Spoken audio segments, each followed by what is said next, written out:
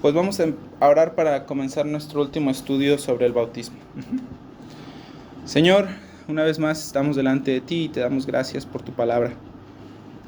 Deseamos tu palabra, deseamos escuchar tu voz, no la voz del predicador, sino tu voz. Señor, es tu palabra la que da vida a hombres muertos. Y es tu palabra nuestro tesoro precioso. Y, Señor, deseamos escucharla. Por favor, ayúdanos a comprender, ilumina nuestro entendimiento y dirígenos mientras seguimos estudiando acerca de esta ordenanza maravillosa que tú nos has dado, que es el bautismo. Señor, así también a los que de nosotros están con interés de bautizarse, por favor, sigue trabajando con ellos y Señor, a los que, Señor, habrán de venir después, Señor, por favor, tráelos. A aquellos que todavía no creen de nuestra comunidad, a aquellos a los que tú nos has puesto delante. Señor, que nosotros podamos ser también una evidencia de tu poder salvador, que tú levantas a hombres muertos y los resucitas a vida nueva, una vida nueva en ti y para ti. Te lo pedimos en el nombre de Jesús. Amén. Pues bien, antes de analizar nuestros textos, simplemente quisiera hacer como una pequeña recapitulación de lo que hemos aprendido. Aprendimos que el bautismo es una ordenanza del Nuevo Testamento.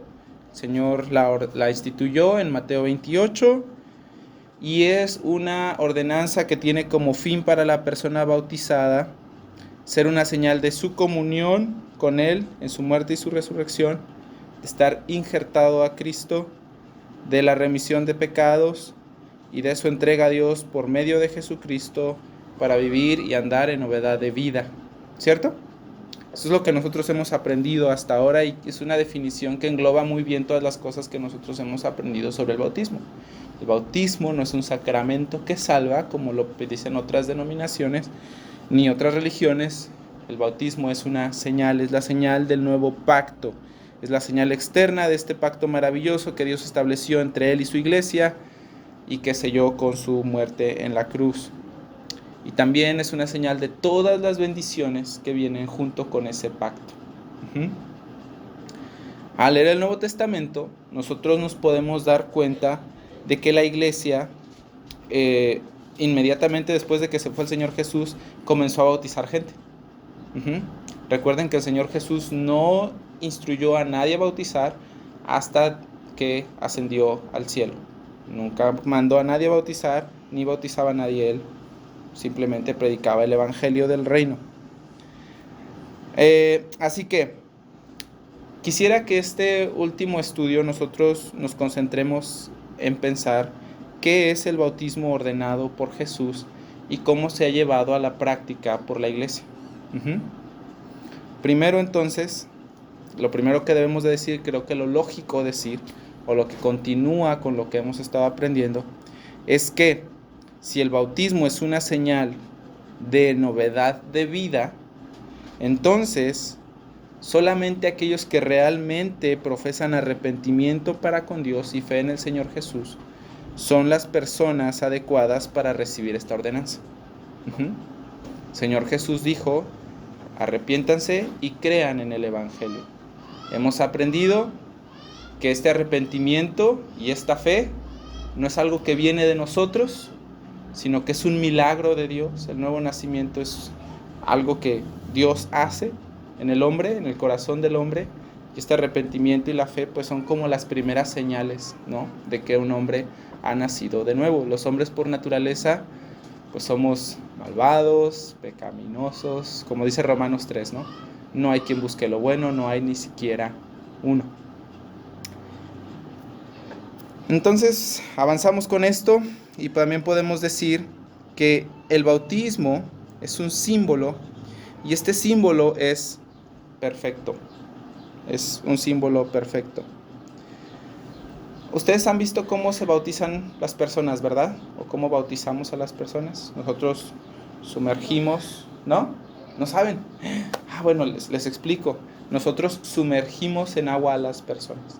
Nosotros tenemos que tener un lugar donde haya mucha agua. Entonces lo que nosotros hacemos es sumergimos a la persona y la persona sale. El bautismo simboliza lavamiento, pero también dijimos que el bautismo significa novedad de vida, es decir, que los hombres estaban muertos y eso simboliza la inmersión. Estaban muertos, sepultados, y Dios los trajo a una vida nueva. Entonces, para mí, el símbolo del bautismo pues es excelente. El hombre está espiritualmente muerto. Y yo quiero parar otra vez en este punto, porque yo creo que es muy importante que lo comprendamos bien. Los hombres están espiritualmente muertos, o sea, no nada más son culpables de algunos pecados, sino que están bajo el control de una naturaleza caída y pecaminosa, una naturaleza que es perversa en sí. Solamente y de continuo el mal hay en el corazón del hombre, según lo que dice Génesis 5. No nada más nos hemos equivocado, hermanos, tenemos este deseo pecaminoso de hacer lo que no agrada a Dios. No sé si ustedes han escuchado esto antes, pero la palabra pecado tiene que ver como cuando tú estás disparando una flecha y te equivocas, o sea, como que no le das al blanco. Te equivocaste. Pero el pecado es mucho más que simplemente equivocarse. El pecado tiene que ver con rebelión, el pecado tiene que ver con maldad propia que nace de nuestro corazón. No simplemente es una equivocación, es un crimen y una traición a Dios que nos ha creado. Entonces, los hombres, siendo así, teniendo esta naturaleza pecaminosa, pues nosotros no nada más estamos necesitados de que se nos ayude a ser mejores. Nosotros necesitamos una naturaleza nueva. Necesitamos nacer de nuevo. No nada más necesitamos poquita ayuda para ser mejor persona. Necesitamos el poder del omnipotente Dios que nos resucite, porque estamos muertos naturalmente en nuestros delitos y pecados. Nosotros lo que el pecado trae a nuestra vida no es una cuestión simple ni es una cuestión ligera. Estamos hablando de crimen, de rebelión, de traición. Estamos en una situación muy desesperada porque no podemos hacer mucho por nosotros mismos. Nosotros no podemos cambiar nuestra naturaleza. Un árbol de manzanas, ¿saben qué va a dar? Manzanas. A menos que alguien pudiera cambiar milagrosamente el ADN de ese árbol y hacerle un árbol de peras. Entonces va a ser un peral y va a dar peras.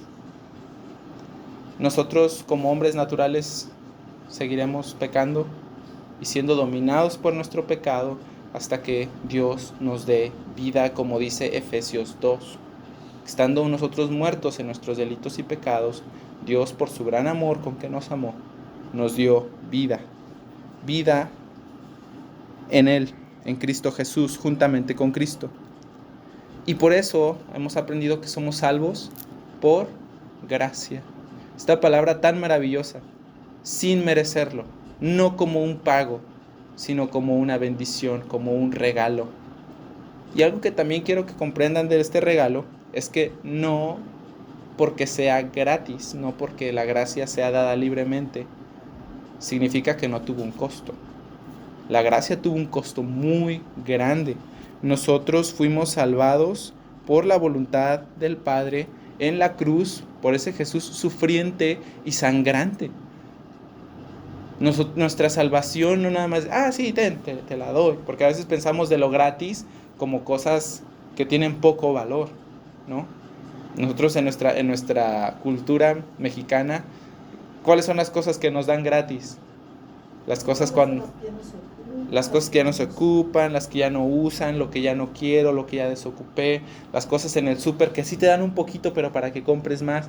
Pero en realidad ese poquito que te dan no es como un costo grandísimo para la empresa que te lo da, ¿cierto?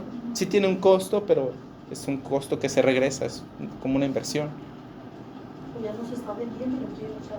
Lo gratis para nosotros a veces podría ser considerado como algo de poco valor. Pero la salvación dada de Dios, por Dios más bien, por gracia, no significa que no fue gratis, tuvo un costo inmenso. La vida del Hijo de Dios fue la que se puso en esa cruz. Entonces, el mismo poder que levantó a Jesús de los muertos, en este símbolo precioso del bautismo, pues también es ejercitado en los pecadores. Todo ese poder también es ejercido en nosotros para que nosotros podamos pasar de muerte a vida nueva. Entonces, por eso la inmersión y el salir del agua para nosotros es un símbolo adecuado en el bautismo. Ese poder maravilloso que creó todo, que creó galaxias y los gusanos de la tierra, el poder creador del Señor que interviene en todas las cosas del universo y que sin el cual nada de lo que es hubiese sido hecho. Es el mismo poder que opera en las personas para hacerlas nuevas. A veces entendemos mal este asunto de la salvación y decimos, bueno, entonces, ¿qué tengo que hacer para nacer de nuevo?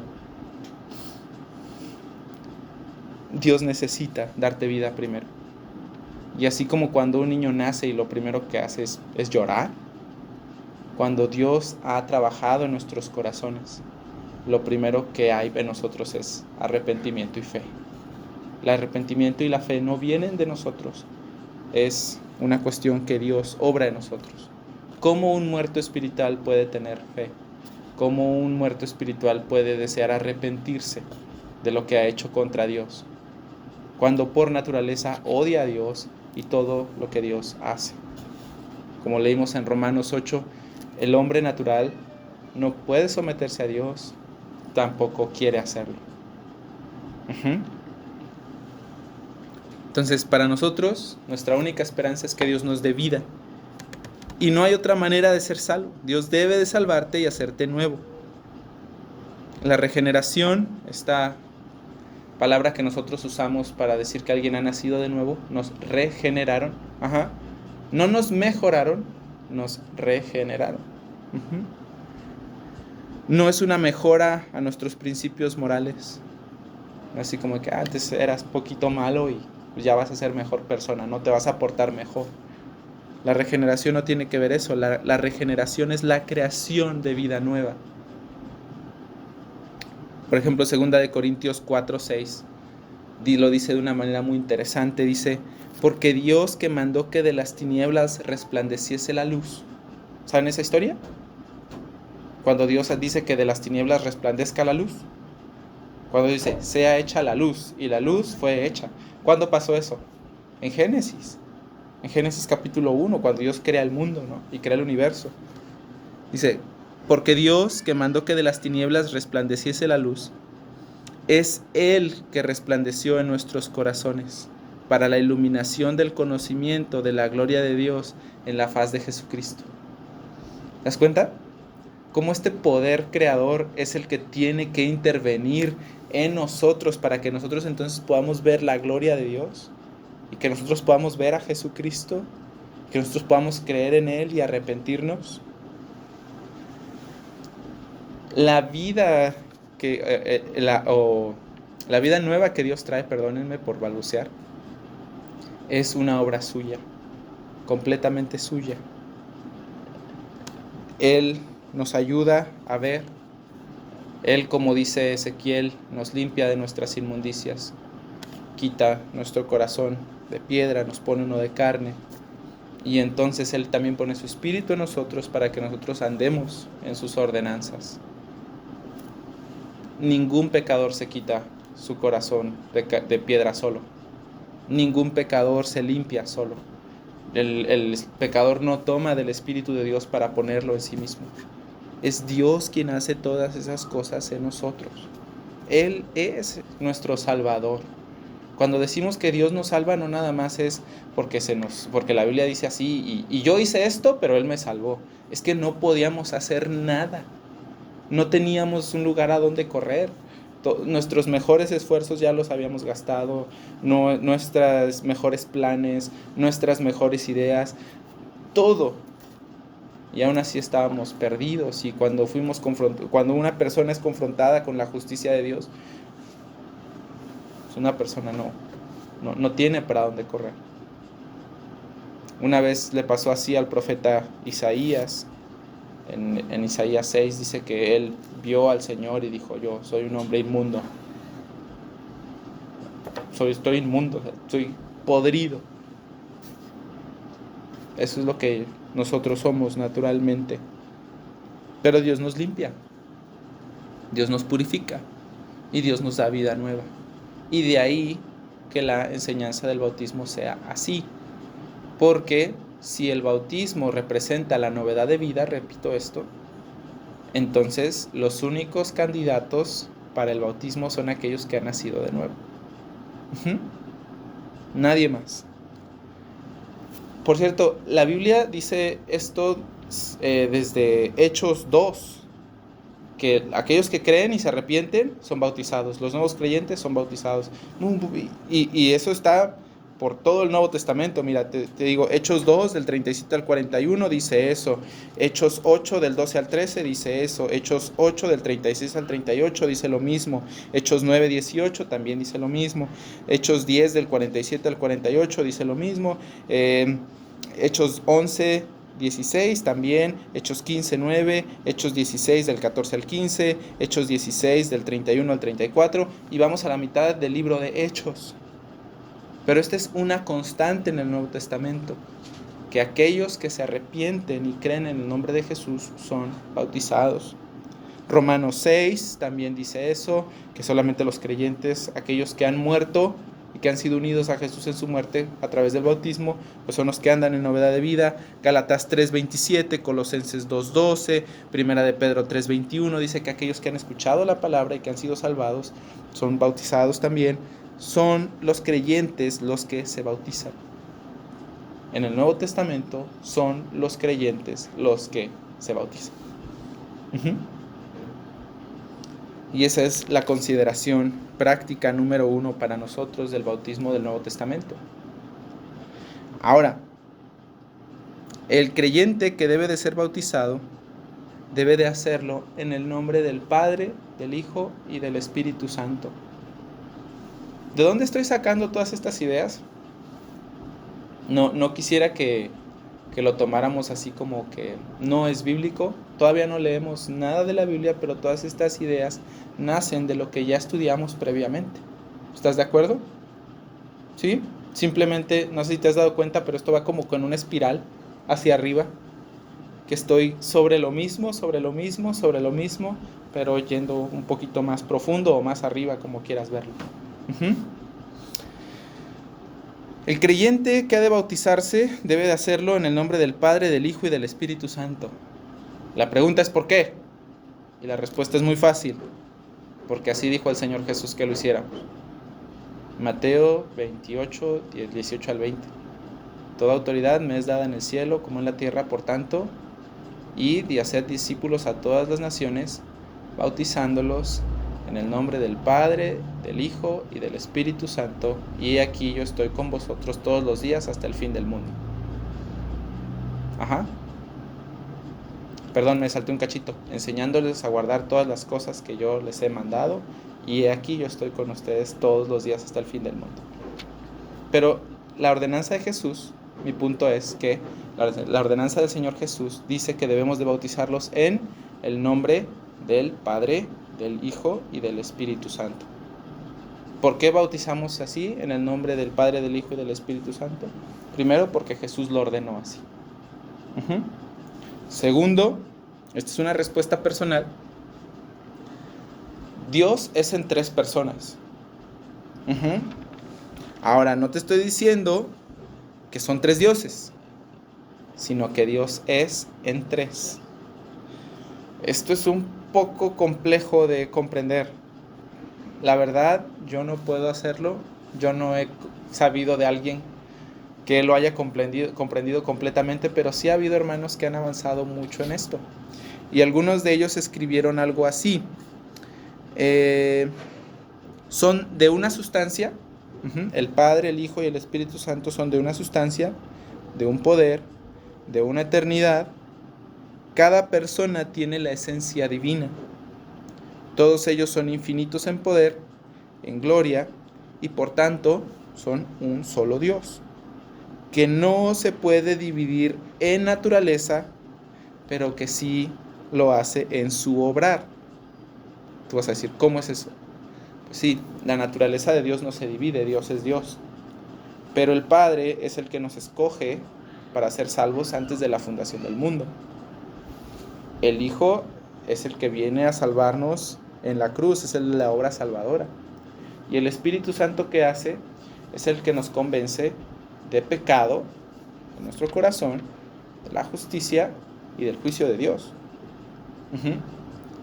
Entonces, las tres personas de Dios están obrando juntas para la salvación del hombre, para que puedan nacer de nuevo. ¿Sí estoy siendo claro con esto?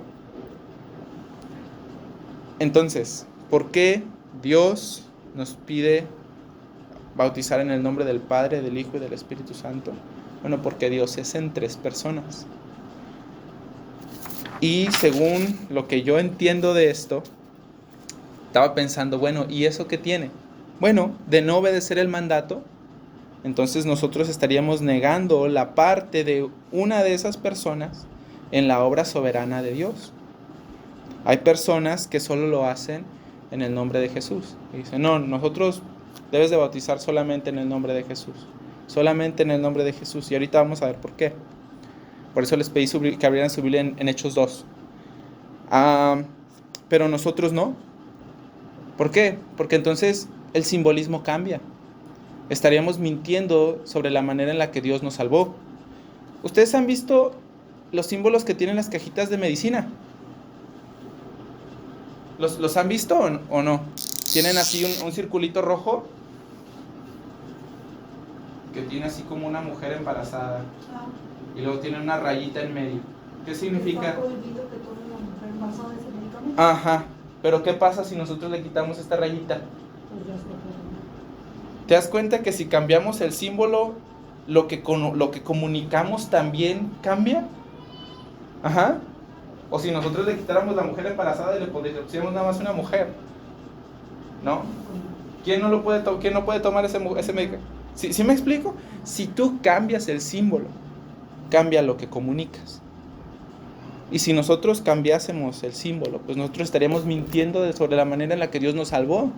Porque fue el Padre el que nos escogió, Jesús el que vino a morir y el que resucitó, y el Espíritu Santo el que ilumina nuestro entendimiento, como leímos hace ratito en 2 Corintios 4.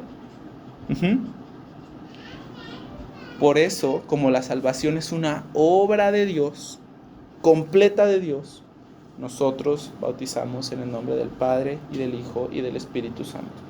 Porque nosotros estamos comunicando que Dios nos salvó. Lo que decíamos hace ratito, sobre el nuevo nacimiento.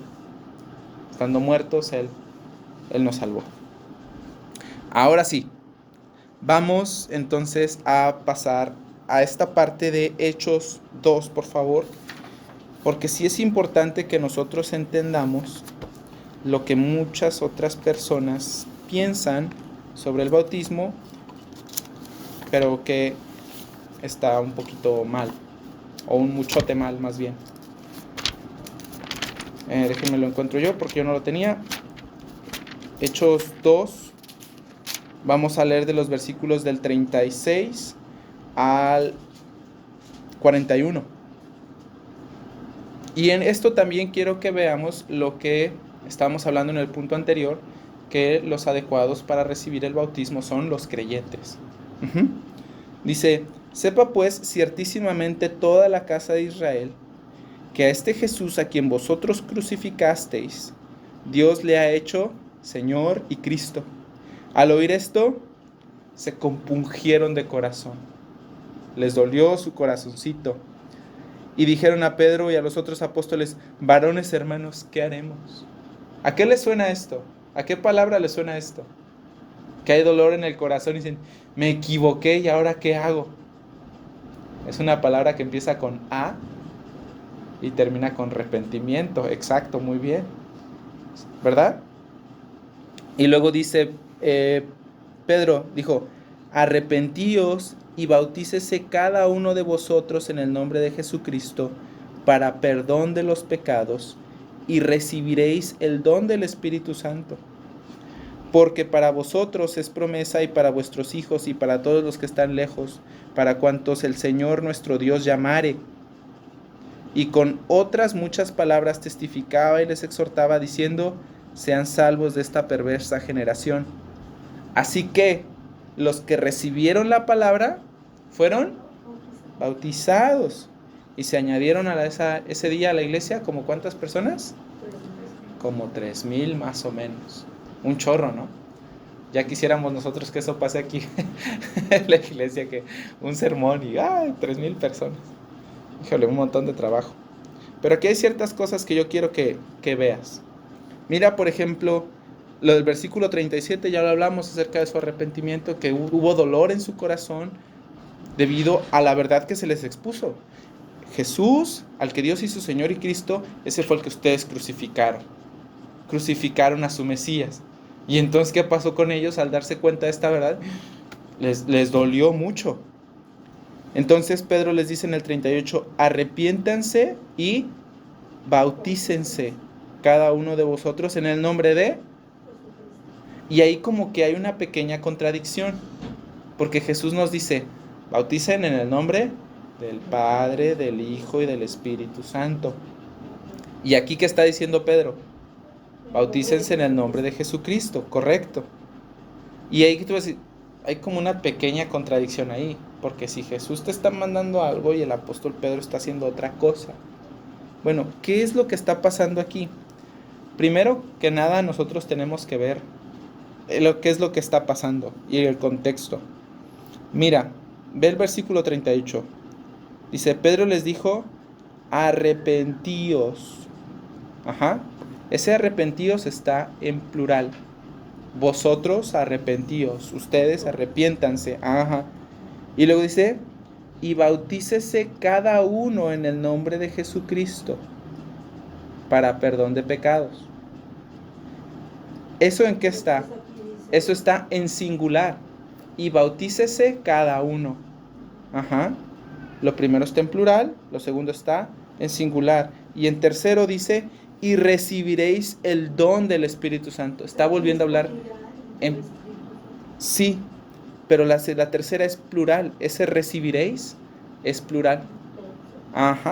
Entonces, ese cachito donde dice, y bautícese cada uno, lo que se llama es como un paréntesis gramatical. Los que saben mucho de español, yo no, lo llaman así, un paréntesis gramatical. O sea, Jesús está diciendo una cosa y después aclara con el paréntesis y sigue con su idea. Eso es lo que está haciendo. Porque nosotros podríamos pensar que según lo que dice el texto, dice, arrepiéntese y bautícese cada uno en el nombre de Jesucristo para perdón de pecados. Entonces sí es necesario bautizarme para perdón de pecados. No. Jesús te está diciendo, arrepiéntete. Bautízate, aclarando, porque el bautismo, eso es lo que significa, arrepentimiento, lavamiento, y recibiréis el perdón de pecados. Arrepentíos y recibiréis el perdón de pecados. Ese, y bautícese cada uno, es un paréntesis. ¿Estoy siendo claro? Ok, bien. Entonces, una vez más, esa es la primera cosa. A simple vista podríamos nosotros pensar que lo que está diciendo Pedro es que para recibir el perdón de pecados es necesario bautizarse. O sea, no es la idea. La segunda, en el nombre de Jesucristo. ¿Por qué en el nombre de Jesucristo? Bueno, nosotros tenemos que pensar que el apóstol Pedro está hablando con puros judíos. Con puros judíos, nada más. Entonces, los judíos pues ya creían en el Padre. Los judíos entendían bien la obra del Espíritu Santo porque ellos creían en la palabra que el Espíritu Santo inspiró. Ellos estaban bien con el Padre y con el Espíritu Santo, pero ellos no aceptaban a Jesús. Entonces lo que les está diciendo el apóstol Pedro es, sométanse a esta verdad de que Jesús es el Cristo de Dios, de que Él es el Mesías. Entonces bautícense en su nombre. Por eso, cuando lo leemos así a primera vista, podemos decir solamente en el nombre de Jesús, como dicen muchas otras personas. O también podríamos decir, entonces sí es necesario el bautismo para el perdón de pecados. Y esas dos ideas están mal, por la misma gramática del texto y por el contexto que se está viviendo mientras sucede este relato, que son solamente judíos a los que se les está hablando. Sí, porque ellos lo querían matar. Exacto. Ellos no querían a Jesús. Por tanto, el apóstol Pedro les dice, pues ahora bautícense en el nombre de Jesús. Recíbanlo como su Mesías, sométanse a él. Y él dice, y con muchas otras palabras, dice el versículo 40, testificaba y les exhortaba diciendo, sean salvos de esta perversa generación. El bautismo se hace para creyentes. Los que creyeron, los que se arrepintieron y los que recibieron la palabra, los que creyeron en Jesús, ¿qué fue hecho con ellos? Dice la Biblia que los bautizaron. Fueron como 3,000 personas los que se añadieron a la iglesia en ese entonces. Entonces, el bautismo, primero dijimos que es una ordenanza para los nacidos de nuevo. Solamente aquellos que se han arrepentido verdaderamente y solamente aquellos que han puesto su confianza en el Señor Jesús y le han reconocido como el Señor que es y como su Salvador, son aquellos que son aptos para el bautismo, correcto. Y número 2, aprendimos también que el creyente debe de bautizarse en el nombre del Padre, del Hijo y del Espíritu Santo. Lo último que tenemos que aprender es que, o aclarar nada más quisiera, es que el bautismo que nosotros administramos es por inmersión. Inmersión es una palabra muy elegante para decir que te vamos a meter al agua completito. Te vamos a zambullir. Esa es nada más. ¿Por qué así? Bueno, en el Nuevo Testamento, la palabra griega que se traduce como bautizar en español es una palabra que se pronuncia baptizo. Generalmente, esta palabra griega significa sumergir, hundir, ir hacia abajo. La palabra griega es baptizo. Y significa hundir, sumergir, ir hacia abajo. Generalmente. Por ejemplo, en esta parte de aquí, en lo que acabamos de leer que se bautizaron, se usa la misma palabra, baptizo. Cuando Juan está en el río Jordán bautizando gente, se usa la misma palabra, baptizo. En Hechos 8 hay una historia donde uno de los discípulos de Jesús, se llama Felipe, se encuentra con un señor que viene de Etiopía. Y le habla acerca del rollo del libro del profeta Isaías. Él cree y se bautiza. Por eso les decía todas esas citas de hace rato donde viene que los creyentes son los aptos para bautizarse. Este hombre cree y se bautiza. Bajan a un río, ¿no? Y ahí se bautiza. Entonces, lo que sugiere el texto es que, por ejemplo, en el río Jordán, o en este río del nombre etíope eunuco, pues es un lugar adecuado para sumergir, hundir a las personas, ¿cierto? Bueno, la Biblia no dice en sí que los sumergieron. No dice que los zambulleron, ni nada, ni que salieron completamente mojados. No lo dice. Pero yo creo que sí es un buen símbolo el sumergir a la persona para que se simbolice lo que sucedió en el corazón, que fue que Dios nos trajo una vida nueva. Estabas muerto, sepultado, bajo tierra, todo. Sales a una vida nueva, pero también es un lavamiento, ¿cierto? Yo me lavo de todas esas cosas que me pusieron en contra, ya las dejo atrás.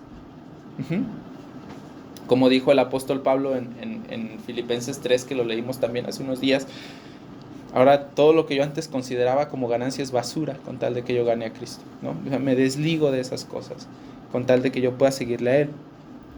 Ahora, les digo, usualmente la palabra bautizo es entendida así como sumergir.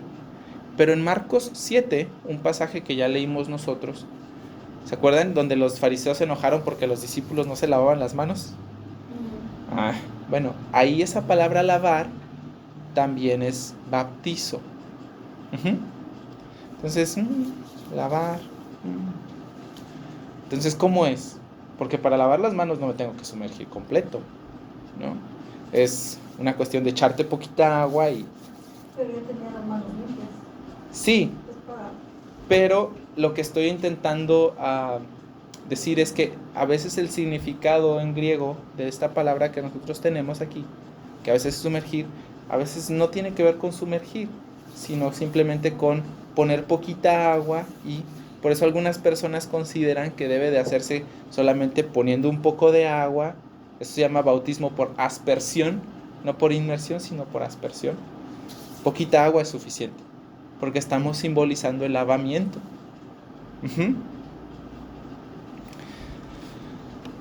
Lo que yo considero y lo que creo que nosotros debiéramos de hacer es que nosotros debemos de entender la Biblia o las palabras de la Biblia en su sentido más usual y ordinario.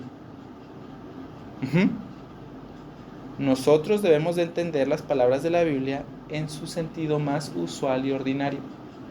Porque cuando nosotros no lo hacemos, nosotros corremos el riesgo de malinterpretar la Biblia. Por ejemplo, vamos a hablar acerca del Salmo 23, ¿no? No, mira, vamos a hablar mejor de cuando Jesús resucita a Lázaro. Se me hace un mejor ejemplo. Jesús resucita a Lázaro y él vive. Lázaro estaba muerto. La Biblia dice que estaba muerto, literal muerto. Una vez yo escuché de cierto hermano que decía: Lázaro estaba muerto y Dios lo revivió, y así tu matrimonio también puede estar muerto, tus finanzas pueden estar muertas, tus planes pueden estar muertos, pero Dios puede revivirlos y traerlos a la vida y hacer que... ¿Eso es lo que dijo la Biblia? No, la Biblia literalmente está diciendo que un hombre estaba muerto y resucitó. Ese es el punto, que el Señor es el amo de la vida. Y como dijo él, el que cree en mí, aunque esté muerto, vivirá. Ese es el punto. Pero si nosotros no entendemos la palabra en su sentido normal, ordinario, nosotros corremos el riesgo de malinterpretar el texto. Por eso les comentaba que en su sentido usual, en su sentido general, la palabra bautizo significa hundir, sumergir. Y no nada más por eso, yo creo que es una buena idea que nosotros bauticemos así por inmersión, sino porque ya les dije, yo creo que es correcto, es lo más adecuado, es la mejor manera de guardar el símbolo y comunica las verdades del Evangelio de una manera mucho más clara, ¿no? Se murió, revivió, estaba enterrado, pero ahora vive, es una nueva persona, que simplemente poner poquita agua y se acabó. ¿Me explico? Ahora sí, vamos a las conclusiones y vamos a terminar nuestro estudio sobre el bautismo. Estas son las conclusiones. Número 1, ¿por qué estamos pensando en estas cosas?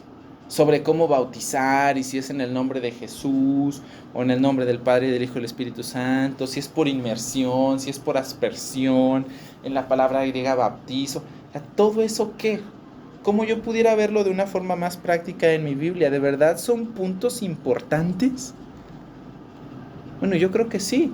Y mi respuesta mi razón del por qué sí es porque Cristo los ordenó así. Por eso son importantes. Porque nuestro deseo es ahora ser obedientes. Y si el Señor nos ha pedido que lo hagamos en el nombre del Padre y del Hijo y del Espíritu Santo, entonces nosotros lo haremos así. En nuestra comprensión de las Escrituras, ustedes también pueden seguir investigando y todo lo demás y preguntarme después, la inmersión es lo que mejor representa el simbolismo de que Dios nos ha resucitado de estar muertos en pecado a una vida nueva. Para andar en novedad de vida, ya no como esclavos del pecado, ya no como muertos en pecado, sino como siervos de la justicia, sino como vivos para Dios. Y como limpiándonos completamente de nuestro pecado.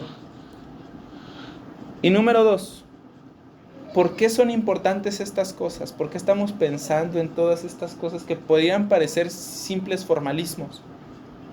Bueno, porque el bautismo es la señal del nuevo pacto, de que ahora somos hallados en Cristo para andar en vida nueva y la vida que Dios nos ha dado. Vuelvo a tomar mi ejemplo del simbolito este. Si nosotros cambiamos el símbolo, nosotros cambiamos lo que comunica. Pero en nuestro entender de la palabra de Dios, nosotros creemos que esta es la mejor forma, la más clara y la que de una manera mucho más vívida representa adecuadamente lo que pasa en el corazón del creyente. Y por eso también es un testimonio al mundo de lo que está pasando. Estaba muerto, pero ha resucitado. Dios lo ha traído a la vida. Entonces, vamos cerrando esto, hermanos. En el hecho de que Dios salve a una persona, en este hecho maravilloso de que Dios salve a una persona y que esta persona crea en Cristo, hay una manifestación del poder creador de Dios. Ese poder que hizo que el universo entero se formara, ese poder que hizo que Jesús mismo volviera de la muerte, es efectuado en los pecadores, específicamente en nosotros los creyentes. Nosotros no comenzamos ese proceso. Dios quiso hacerlo por su misericordia. Al ver la miseria en la que nosotros vivíamos y la desesperación que trajo nuestro pecado y nuestra inmundicia, Dios tuvo a bien tener compasión de nosotros. Hermanos, por favor, traten de ver con cuánto amor nos ha amado el Padre Celestial. Fíjate lo que ha hecho contigo, que quiso salvarnos, quiso salvarte por la muerte cruel de su Hijo Jesús. Hermanos, nosotros estamos tan perdidos, esta naturaleza de la que les hablé anteriormente, que no nada más necesitamos un poquito de ayuda, sino que necesitamos un cambio entero de esencia, de naturaleza. Estábamos tan perdidos en nuestros pecados. Nuestros pecados eran tan terribles y tan negros que lo único que pudo lavarlos fue la sangre del Hijo de Dios. No había otra forma en la que nosotros pudiésemos ser lavados más que con la sangre del Cordero de Dios, que de verdad quita el pecado del mundo. Y no nada más nos salvó, nos unió a Él. Nos hizo su familia. Nosotros que antes éramos sus enemigos y lo odiamos. Hemos sido justificados. Hablamos de este término precioso, ¿no? De que Dios justifica al impío. De que Dios por su misericordia ha pagado toda nuestra deuda. Y dijo, consumado es. Para que nosotros no tuviéramos que pagar por eso. Sino que como leímos en Isaías 53, el castigo de nuestra paz fue sobre Él. Él cargó con nuestros pecados. Y por sus heridas nosotros fuimos sanados. Nosotros hemos sido justificados. Cada gramo de castigo fue cargado en sus hombros. Para que alguien como yo, con tantos fallos, con tantas flaquezas, alguien como yo que es torpe, que no aprende rápido, una persona que sigue a veces amando cosas sin sentido y personas como yo fuesen salvadas.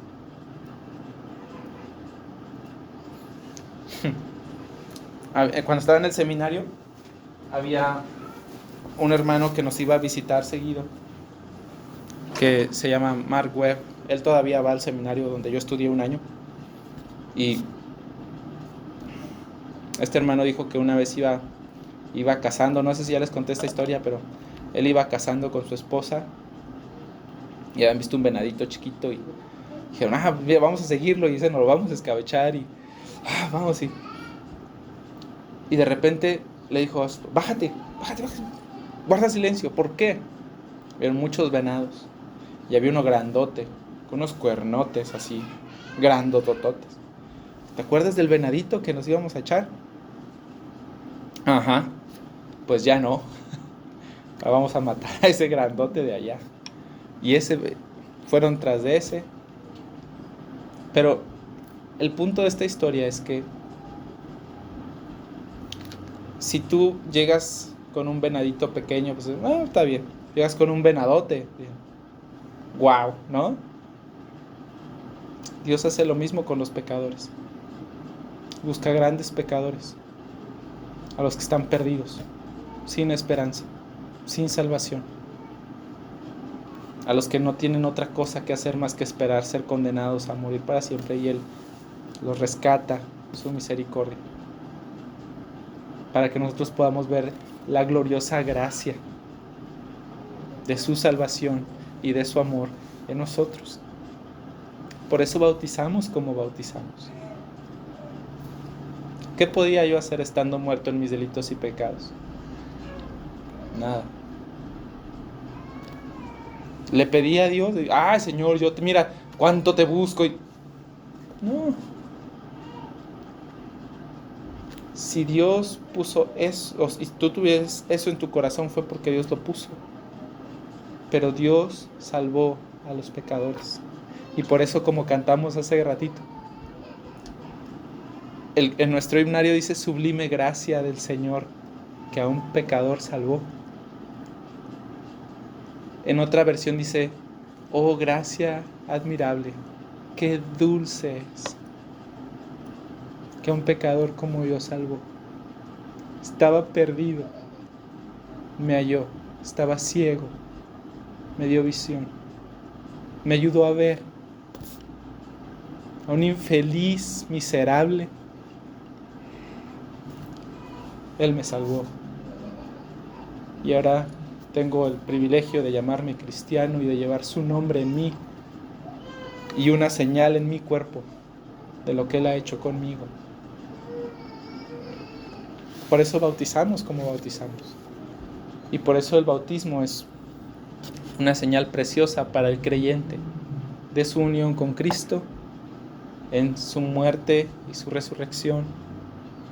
Es una señal para el creyente de estar injertado en Él, de la remisión de pecados, y de que ahora nosotros hemos sido salvados para andar en novedad de vida. Pues ahora sí, con esto oficialmente terminamos nuestra serie sobre el bautismo, y yo espero que ustedes tengan una noción más amplia de lo que el Evangelio significa, y de que ustedes, los que se van a bautizar, vayan a bautizarse conscientes de lo que estamos haciendo. No es un mayor compromiso con Dios, no lo vamos a hacer para salvarnos, sí, para ser obedientes, pero en esa obediencia hay un significado tremendo, y lo repito, como el anillo. El anillo significa que estoy casado, pero no es mi matrimonio. Hay muchas cosas mucho más profundas, mucho más ricas, mucho más dulces detrás de este símbolo que es mi anillo. Lo mismo con el bautismo. Oramos y terminamos. Vamos a orar. Señor, te damos muchas gracias nuevamente por tu palabra. Te pedimos por los que no están hoy con nosotros aquí, por favor, tráelos con bien y permítenos verlos, y, Señor, al ratito que les llamemos, permítenos encontrarlos con bien. Si algo ha sucedido, Señor, si tú has permitido algo que les causa dolor a sus vidas, ayúdanos a ser amables con ellos, a servirles, y, Señor, a darnos a ellos también, así como tú nos llamas. Señor, por favor,